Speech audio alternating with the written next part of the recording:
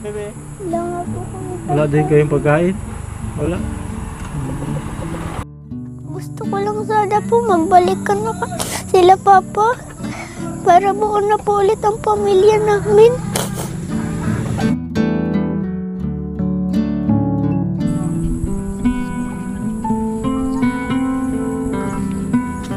Apo. Apo. Ay, magandang araw sa'yo, bebe.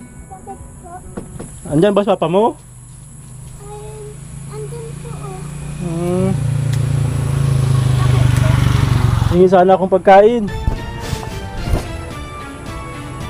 na po kuya kasi po naubusan na po kami. Wala kayong pagkain. Pwede ba makiinom ng tubig? Ayan. Salamat ah.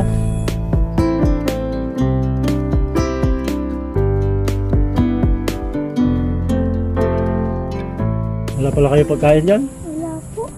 Gutom na ako ay. Manok niyo ba ito? Apo.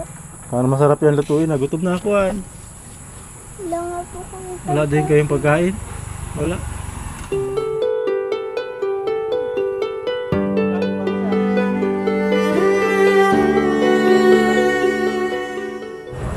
Hindi pa niluluto yung bigas? Hindi pa po. Hindi pa? Apo. Hindi pa ako makakahingi ng kanin? Kahit kanin lang? Kasi po wala pa po kasing pagkain. Wala pa kayong pagkain? Apo. Gutom na rin kayo? Gutom na din? Konti?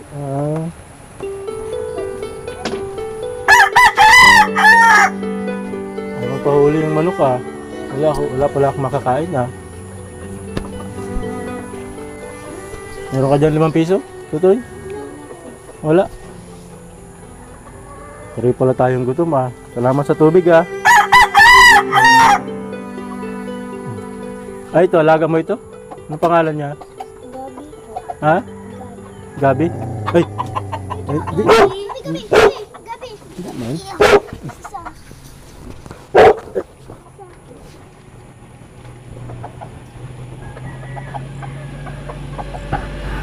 Pagati tayo ni Gabi. Mabait yan?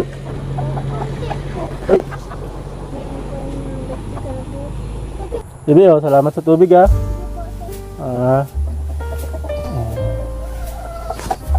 Salamat.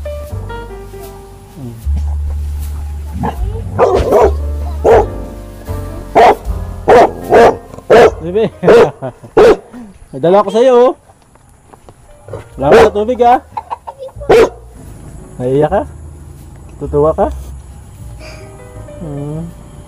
Salamat ah, napakabait mo ha. Tawagin mo daw si papa mo, bebe. Kuya! Tuwa si bebe oh. Dala ko sa kanya ay.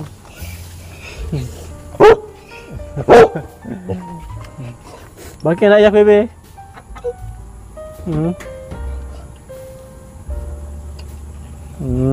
Natuwa siya ng ano eh. Binigyan niya ako ng tubig.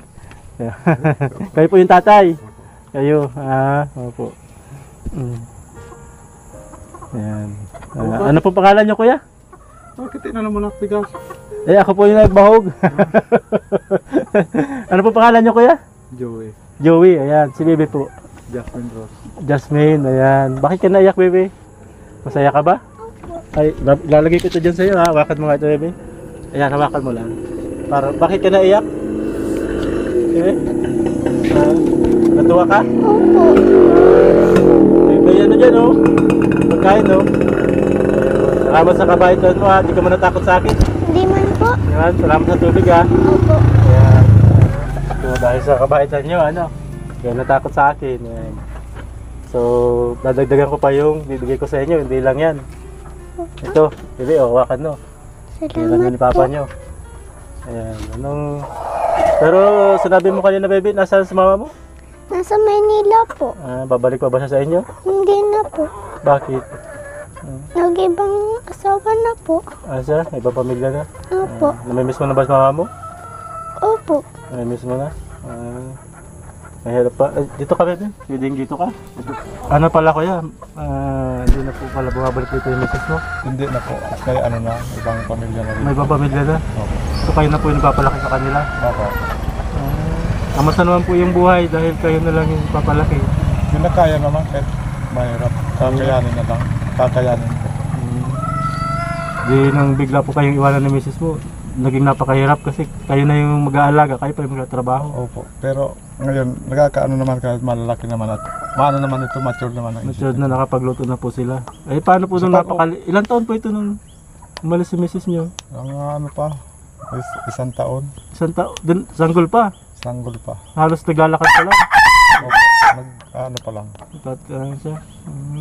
Talagang pakihirap po pala nung naging kalagayan nyo noon. Paano po kayo nakapagtrabaho habang maliliit pa sila? Nakakapagtrabaho man ako pero yung dito lang na malapit, hindi ko sila pwedeng iwanan na maghapon na ano. Maghapon? Opo. Pag oras ng kainan, dapat Uwi ka, Uwi ako. titinan mo sila. Titinan ko sila. So yun po ang naging buhay. Pero kung tatanungin ka kuya, kung sakali babalik ko po si ate, tatanggapin niyo ba po? Hindi ko naman maano dahil siyempre mayroon na siya doon. Pamilya. May pamilya siya. Kaya hindi man kami kasal. Pero sakali pong, pero ito pong anak niyo, pangalan niyang anak po sila. Panganay, May- panganay po sa panganay. So siya talaga yung mga unang anak niya. Opo. Pero kung sakali pong bigla niya maisipan, baka mapanood niya po ito, maisipan niya bumalik. Ano po sa tingin niyo? Ano ko lang, hindi, ang gusto ko lang, kung gusto niyang bisitahin yung mga bata, Pwede hindi ko naman. naman pagkakait sa kanya. Pero yung kung sakaling magkasama ulit kayo, makiusap sa'yo dahil para sa mga bata. Kung hindi naman siguro niya iiwanan yung ano na yun. Lalo masisira, mapaano siya kung babalik siya sa akin tapos iiwanan niya yun. Ayun. Doon na lang Sabihin siya. para sa'yo kuya, ayaw mo nang masira yung pamilya niya. Oo, ayaw. Di baling hindi na mabuo yung pamilya Di mo. baling kuwan at di ko naman ito papabayaan hanggat ano. Napakabait mo kuya. Nagluluha po ako sa so kung kayong tunay na tatay saka ano. Kumbaga, dahil sa pagmamahal niyo doon sa nakita niyo siguro na yung sitwasyon na iwanan kayo, napakahirap. Ayaw niyo mangyari yun doon sa mga bagong mga anak niyo ngayon. Opo.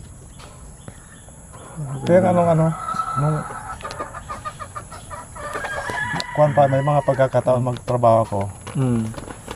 Hindi ko na ano dahil iniisip ko ay mga bata. Yung mga bata. So, hindi kayo makatrabaho ng malayo. Oo, oo. Kahit medyo maayos. Kaya nga, So, ano pong trabaho niyo ngayon kuya? nag-ano lang yung kapataw ng ano, mga lupa. Yung papat na sa pagkakabod sa ginto. Opo. Ayun, so yun po ang pinapang-suporta. Okay naman po. Minsan sa ano, Magkaroon naman po kinikita sa... isang linggo, mga ano rin, mga lumalabas din 500. so yun po ang pagkakasya nyo na isang linggo. Pamasahe. Pambaon nila, Baon pagkain nila. Mm. So pinagkakasya nun. Saka mukhang napakabait naman po itong mga anak nyo. Ano? Opo, mabait naman po itong dalawa. Kaya wala naman ako dito problema ng dalawa na ito. Pero tuwa ako dun kaya sabi mo na ayaw mo nang bumalik dito yung asawa mo kasi masisira yung pamilya niya ngayon. Opo. Ay, tama na yung kami ang ano. Tama na yung kayo na lang yung nagdurusa. Kasi nga naman, mabubuo yung pamilya nyo, may masisira namang pamilya. Sira naman doon na ano, pamilya.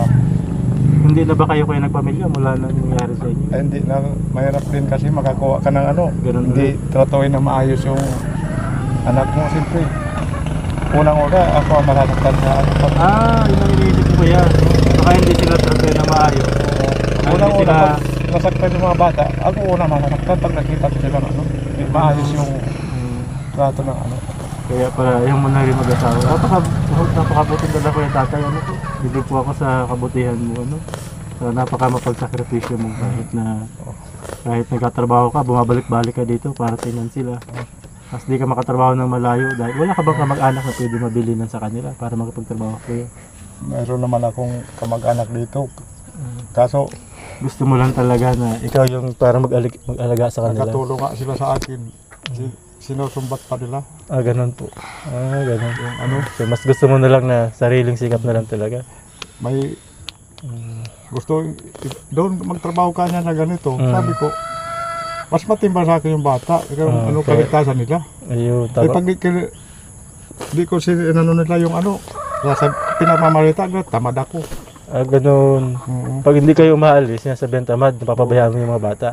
Ang gusto nila, lumayo ka, magtrabaho ka na medyo malaki-laking kita. Oo. Pag nandiyan naman sila, nakatulong sila ng konti, Ayun. papamuka sa yung ginagawa nila. Ayun. Parang naiipit kayo sa sitwasyon ko yan. Pero ang mahalaga ko yan, papalaki mo po yung mga bata na maayos. Oo. Medyo, kumbaga, lumaki lang sila. Ilang taon na po siya, yung panganay? Ito po 9. 9. So, Nag-9 po yan ng August. ilang taon na lang din, magiging malaki na sila. Mas makakatulong rin. Kumbaga, di na kailangan, di na ganun kalaki yung pag-aalala mo. Pag pumapasok pala sila, hatid sundo. Tanghali, babalik po kayo. Ayun.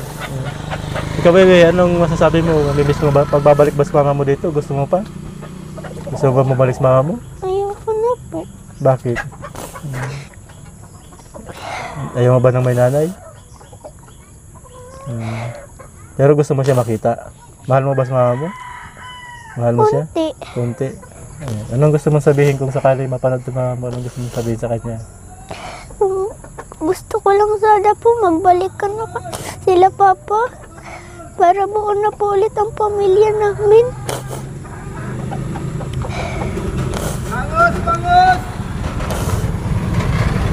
Miss mo na ba siya? Oh? Miss mo ba mama mo? Alam mo ba ang pangalan niya? Nakalungkot po yung nangyari, no? Nakita ko po yung hirap ng naging sitwasyon ninyo. Na ikaw na lang yung naging nanay at tatay. Opo. Tapos yun ya. Pinakamahirap po pag nagkakasakit, di ba? Ano kaya? Opo. Minsan, di baling mahirap yung sitwasyon, wag lang magkakasakit. Yun Kasi nga, sa nagkakasakit, minsan, sabi ko, sana walang magkasakit sa amin. ito po talaga kuya yung bahay nyo. Opo. Bahay nyo po ito. Ilang taon na po kayo dito? Ano na. Mula nung pinanganak ito at ito sa Bulacan pa ito pinanganak. So siya ang ipinanganak dito? Opo. Ito Ito kasi, dati kasi nasa Bulacan kami noon. sa Bulacan. Opo. Saan po sa Bulacan? Santa Maria. Santa Maria. Nag Doon siya pinanganak. sakitin yung asawa ko, hindi ako nakakapagtrabaho. Mm. Nag-uwi kami dito. Kaso nung okay na siya, ako naman tiniwan ko siya dito, nagtrabaho. Sumunod siya sa akin.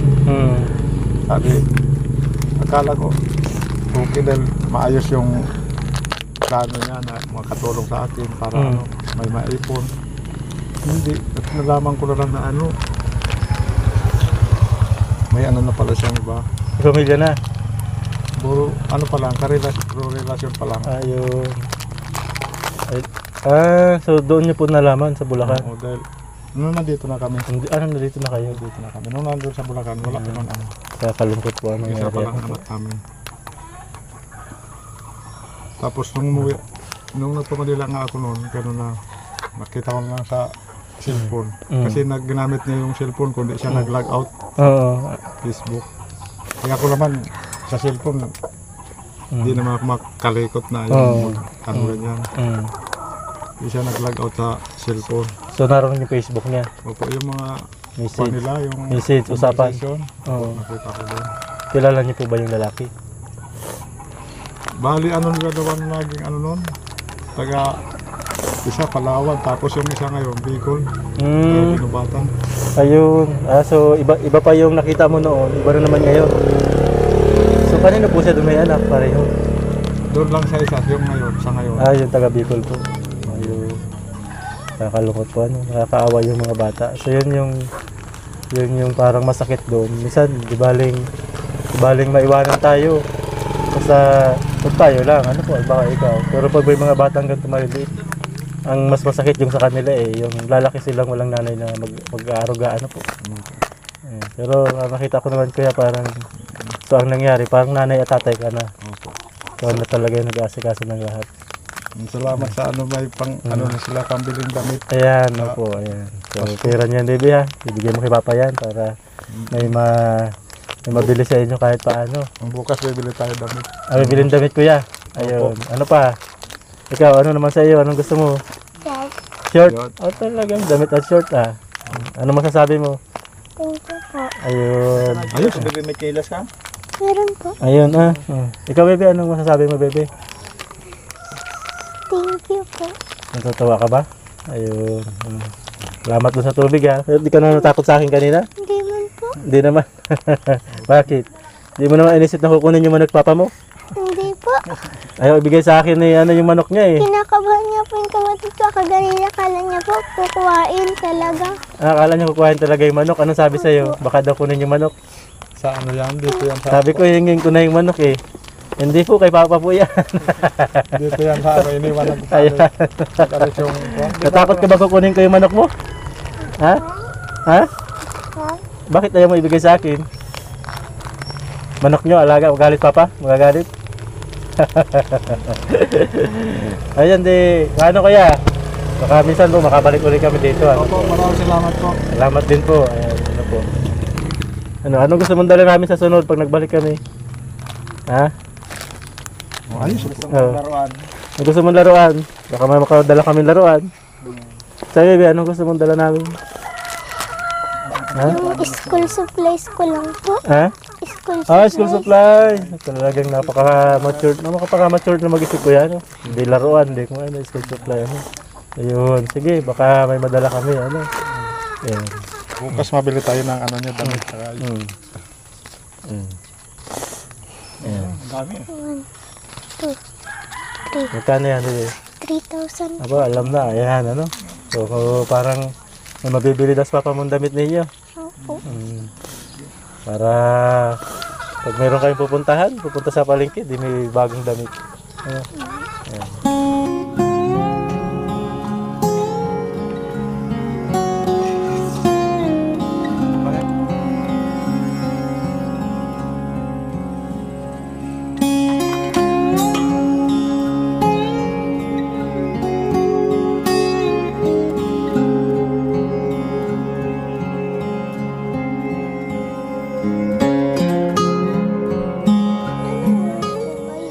Alam ko naman ang Christmas party natin.